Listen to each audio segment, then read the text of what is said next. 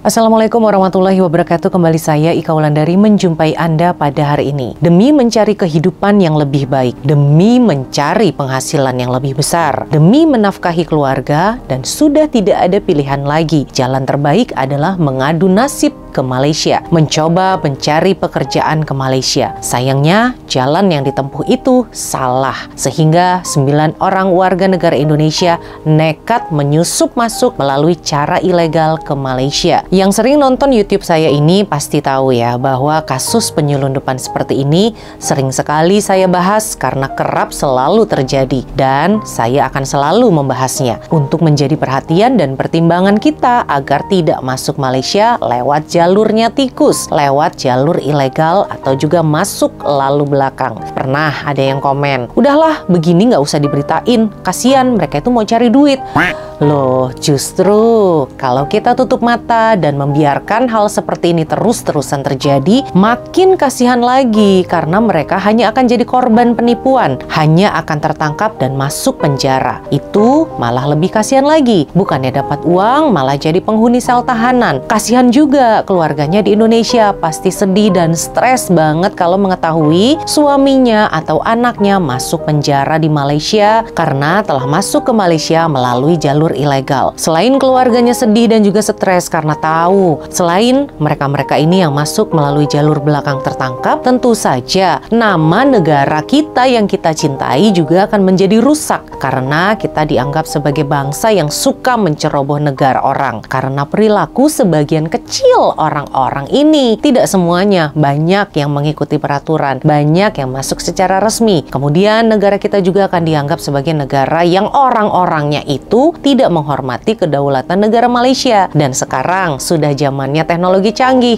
tidak ada informasi apapun yang bisa kita tutup-tutupi, tidak ada hal yang bisa dirahasiakan lagi zaman sekarang ini. Anda pasti sering sekali melihat ya iklan-iklan dari tekong-tekong yang bebas berkeliaran buat promosi di TikTok. Mereka mempromosikan untuk masuk dan keluar Malaysia melalui jalur belakang. Di FYP saya sering banget tuh muncul tekong-tekong yang mempromosikan naik boat, naik kapal pancing, naik kapal tongkang, atau juga kapal nelayan untuk keluar atau juga masuk ke dalam Malaysia. Tapi bahayanya tidak pernah pula tuh mereka promosikan. Ya iyalah, kalau dikasih tahu bahayanya, ya mereka nggak akan dapat duit dong. Nah, sedangkan yang selalu saya beritahukan ya melalui YouTube ini itu adalah hal yang benar, hal yang sesuai dengan undang-undang. Loh, kok malah diomongin? Ngapain sih yang kayak gitu aja diberitain? Loh, terus maunya apa yang saya beritakan? Maunya saya beritakan hal-hal ilegal? Maunya saya kasih cara untuk melanggar hukum di Malaysia ini atau di Indonesia gitu? Ya nggak bisa lah ya, mohon maaf, Anda tidak akan bisa menemukan hal begituan di konten saya. Oke, kita ke beritanya ya. Berita ini saya baca melalui portal website milik beritaharian.com.my. 9 lelaki warga Indonesia disyaki pendatang asing tanpa izin ditahan Agensi Penguatkuasaan Maritim Malaysia. Hal ini terjadi pada saat awal pagi ketika mencoba menyusup masuk ke Malaysia ini melalui perairan di Tanjung Ru di Selangor beberapa hari yang lalu. Dan ternyata